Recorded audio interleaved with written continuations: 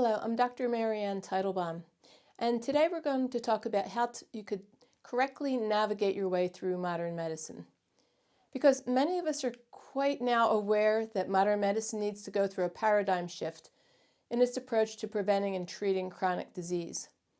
In fact, many feel that the cracks in the system are already being exposed, and there's a slight pulse of a discernible shift to practicing medicine in the correct way.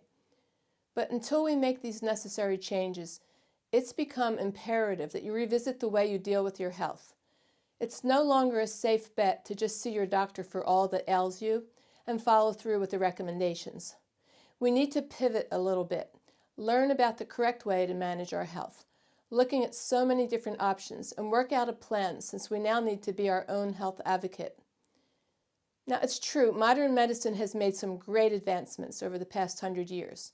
So many of us have had our lives saved by their excellent care for many acute conditions, and we've all benefited by the use of their amazing diagnostic screening tools. But let's take a deeper look into the best way to both manage our health and prevent disease, only using modern medicine when we absolutely have to.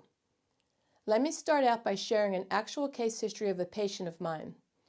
I chose this particular case because this is the typical scenario I see in my patients. If these patients had a better plan for navigating their health, rather than being led down the path of their somewhat misguided doctors, they might have had a much better, healthier outcome. So this 74-year-old patient told me that he was on and off various forms of anti-anxiety medicines for the last 30 years. Some of these medications were so addicting that he needed to be slowly weaned off the medicines to try something new. To date, he was on an extremely strong anti-anxiety medicine that's used primarily for drug addicts whose nerves are on edge. Despite all the anti-anxiety meds for decades, he takes yet another medication at bedtime to help him fall asleep. And then sometimes he experiences acid reflux, so for the past 20 years he's been on an acid reflux medicine. He was diagnosed with ADHD and has been on a strong medication for that, which is like taking speed, making his heart beat fast, even though he has a strong history of anxiety. He was hoping I could help him get off that medication. As a result of this medication, his blood pressure became high, so they prescribed a blood pressure medication for him. And the ADHD medicine also made him feel like he was speeding all day, which burnt out his adrenal glands and reproductive glands. As a result, his testosterone went low, so he's been getting injections regularly with testosterone on an ongoing basis. Now, his liver got upset from all these medications going through it, so he became pre-diabetic. So instead of waiting to see if diabetes would develop, he was just automatically put on metformin just in case. Now, his cholesterol also began to go up, so he was put on a statin drug, which is a cholesterol-lowering medication. After 2 years, he had such bad side effects that they had to take him off of it and put him on a new cholesterol medicine made for people who can't tolerate the side effects of the statins.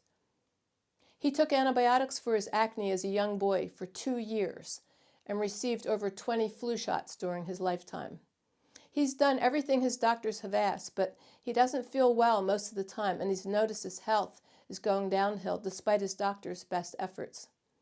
Again, many people have case histories similar to this, where a drug is prescribed for each and every symptom they experience throughout their lives, and sometimes more drugs need to be given to alleviate the side effects of the drugs they're already on. So let's examine an alternative approach, one that might be less toxic and get closer to the root of the problem. The first thing I tell the patients is that our bodies go out of balance in 6 stages as we work our way towards a disease we can name. Throughout our whole lives, imbalances will always arise, but in these very early stages, there are no diseases yet as such. So the best thing then is to try to identify the underlying causes of these imbalances and reverse them so they don't turn into a disease. They're pretty easy to reverse in those early stages. And whenever you're told you have a health problem, always ask why. What is causing it? And then fix the underlying reasons for the problem rather than just masking it with heavy-duty medications. For example, in this case, if someone has high cholesterol, then jump in immediately and figure out why it's going high. Usually it comes from weakness in the liver, maybe the gallbladder, the thyroid gland. It could be many other reasons. So first, fix any and all imbalances you find. Second, clean up the diet. And third, teach them the spring and fall cleanses. Then watch the cholesterol go down as you fix the reasons creating the problem in the first place. A good rule of thumb to remember is to always start out using the less invasive treatments, like changes in the diet or herbal remedies to treat your imbalances.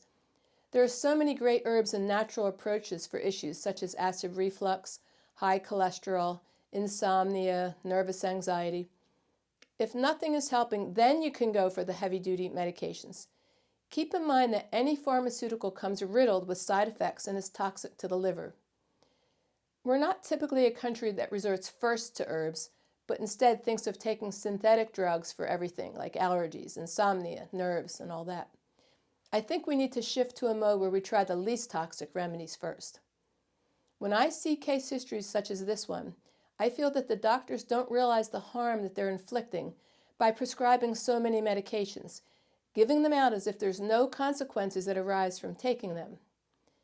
We're grateful for antibiotics. Probably every one of us has had our lives saved by them, whereas our counterparts back in the 17 and 1800s would have died from infections which we're now well protected from. Having said that, is it a good idea to put anyone on 2 years of antibiotics just to treat acne? There are so many wonderful herbal approaches to address acne, which are not only less harmful, but they get to the root cause of the issue, such as the liver, the blood, the fat cells, the sweat, all which need to be purified. And don't forget the diet. Lots of deep-fried food, chocolates, bad oils, bad sugar will definitely cause acne. So you need to learn how to choose the best food groups in each of the best foods in each of the food groups.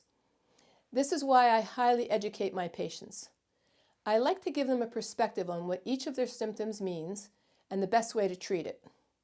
So, for example, they need to understand that if they're pre-diabetic, this is a signal that the liver is in distress and needs help. So first, figure out all the foods, beverages, and pharmaceuticals which might have hurt the liver over a lifetime. Then stop eating, drinking, and taking those things and change up the diet. Then begin healing the liver with the herbs which can clean and rejuvenate it, and you'll be amazed at how easily the prediabetes goes away. The diagnostic tests the doctors perform are invaluable. I always encourage the patients to get blood work and whatever other tests the doctors recommend to see how far down the path towards pathology you've gone, and also see if there's a name of a disease that can be given to your symptoms. If there is no disease, doctors don't usually treat you.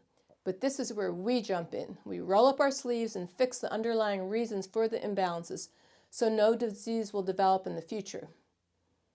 For example, I have so many patients who have obvious symptoms of demyelinating diseases like MS and others, who exhibit signs of nerve tingling and pain, numbness in the extremities, and many other troubling neurological symptoms. But when the MRI shows no signs of demyelinating diseases or MS, the patient's told nothing is wrong with them and they're left to go home to their disturbing symptoms. In these types of cases, there are numerous reasons that the myelin sheath is being attacked. It's just that no holes have been burnt in it, which are obvious on the MRI just yet. So the doctors mistakenly think you're okay. Now, in these cases, we have to identify all the reasons that the myelin sheath is being burnt, have the patient stop doing those things, and then use the herbs to heal the nerve tissue and myelin sheath so that MS doesn't develop in the future. And this is how it is with many of the diseases we see. It's much easier to prevent them than to let them fester too long, causing a serious disease, and then try to pull yourself out of that kind of a health quagmire. All the serious diseases took a long time to develop. Don't waste precious time if you're experiencing symptoms of anything. Ask an Ayurvedic doctor how to fix the underlying causes of those symptoms before you get a dreaded disease.